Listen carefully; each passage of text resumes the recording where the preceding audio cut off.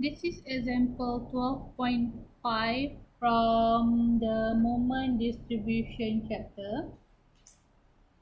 So in this example, what we are going to do is we are going to solve a no side sway frame. Okay. So if you see, you have A, B, C, D, E. You have 5 joints. So actually solving for moment distribution for no side sway frames is very easy because it's similar to the one for beam. Except the difference is that some joints, let's say for joint C, it has 3 members instead of the typical 2 for beams. Okay, that's the only difference. Other than that, the solution method is the same. Okay, so to solve for this problem, as usual, the first step is to calculate stiffness. Okay, so if you see the question, it states that E and D are pin. So pin,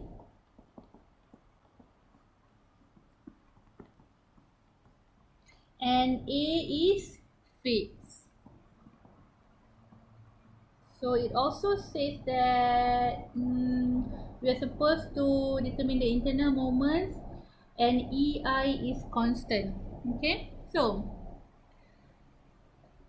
when we see KAB, so KAB, the phi n which is A is fixed. Therefore, KAB is using this formula for EI over L. Okay, so we get this equation. And then for KBC, if you see, if we cut it here, it becomes fixed. So also for EI over L. Alright, and then for KCD, which is here, the phi n is pin. Therefore, for KCD, we use the formula 3EI over L. And same for CE. E is phi n pin. Therefore, KCE is 3EI over L. So we get all these 4 equations. Okay. So now we want to do the second part, which is the distribution factor. Okay. So for distribution factor, if you see your figure, you have here fixed. So you know the FAB equals to 0. And here are pin. So you know DF EC equals to 1 and DF DC equals to 1. Okay. So for DF B, for joint B, if you see, for joint B have BA and BC. So BA equals to KBA divided by KBA plus KBC. So you will get the value as 0.545. And then your DF BC equals to 1 minus DF BA. Okay. Now if you see joint C. So joint C has CB, CE and CD. Okay, so 3 members. Therefore, your DF CB equals to KCB divided by KCB plus KCE plus KCD. Okay. Then your DF CE equals to KCE divided by KCB plus KCE plus KCD. Alright. Only now you can use DF CD equals to 1 minus DF CB minus DF CE.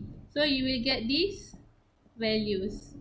Okay, so for FEM, you only have one, which is here. Okay, so this is taken as fixed. So you know from the back your FEM will be FEM BC will be negative WL square over 12, and then your FEM CB will be WL square over 12, right? So you get these two FEMs. Okay, so what do you do now is you put everything in the table. So first joint, okay, and then member. So if you see the joint, you can arrange A, B, C, D, E, but it doesn't matter if for some complex frame cases you cannot put it in sequence A, B, C, D, E, or maybe A, B, C, D, F, E. So there are some cases where there's a lot of branches that you cannot arrange in order, but it's okay. The most important thing is later when you want to distribute and carry over, you need to see which goes where. Okay, so I'll do for you an example later showing a more complicated frame so that you can see how it's done. Okay, so in this case the third step is to write DF. Okay, and the fourth step is FEM. Okay, so as usual for FEM, now we want to distribute.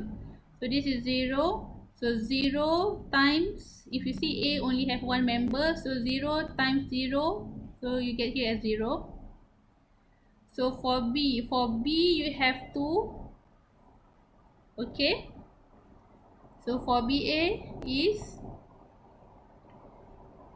0 minus 135, change signs, times 0.545, so you get BA. And then for BC is change signs for 0 minus 135 times 0.455, so you get 61.4. and for C you have 3. Okay, now you have 3. So but the process is the same. So you have to add this up. So for CB is change signs for 135 plus 0 times 0.33, so you put here. Okay, and then for CD, change signs for 135 plus 0 times 0.298, you get this one. And then for CE, negative or change signs 135 plus 0 times 0.372, you get this. Okay, so for D and E there's no FEM, so it's going to be 0. Okay, so next is carry over. So carry over is A give to B 0, B give to A half, B give to C half, C give to B half, and then here should be C give to D half. Okay, and then here C give to E half. Alright, and then this is D give to C half, and then this is E give to C half, like that. But why is this 0? Okay, actually there are calculations here, but since the person doing the book already knows the answer, which is 0 here, they just leave it as 0. But if you are not confident, you can just continue to calculate as usual. Okay, so after you carry over, you distribute again. So you do the same thing for A times DF, and then for B times your DF, and then for C times your DF, and then do the same. Okay, if you have the value here for your BC and DE, and you continue all these calculations until your last distribution is lesser than 1. Okay,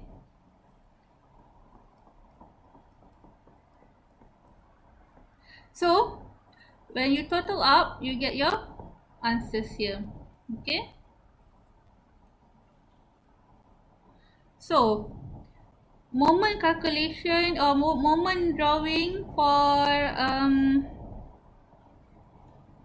frame is actually the same. You have to just imagine that it's the beam, but the beam is vertical and horizontal, but the same methods apply. Okay, so if you see the first is AB, so AB is positive.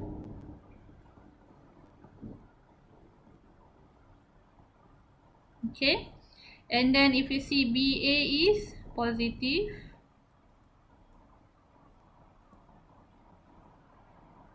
okay, and then now for BC, so for BC is negative,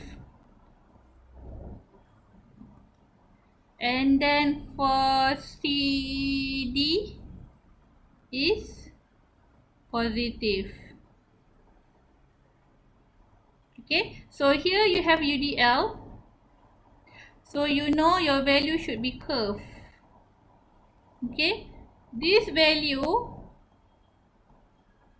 must come from shear force diagram. Okay, so now we continue. Where was I just now? Okay, here, so this is negative, and then the last you will get as here 0. Okay, so you need to actually do the table properly to see. Okay, and then for this side is negative, and at last this side is also 0. Okay, so you get the bending moment diagram. So okay, I have some addition to just inform you. Let's say you have a similar structure, okay, like this. Okay,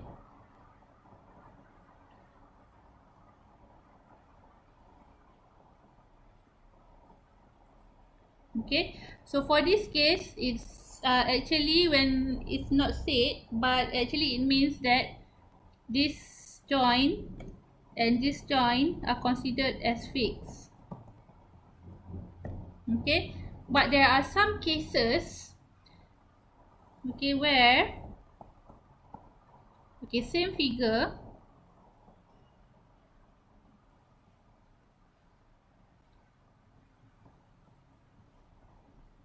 but this joint is pin. So when this joint is pin, so you need to remember that the moment is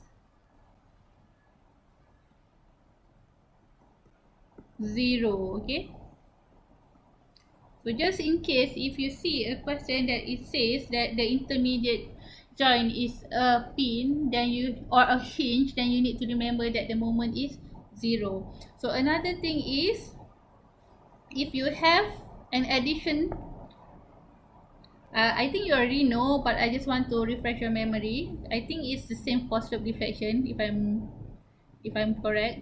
Okay, so let's say you have another UDL here.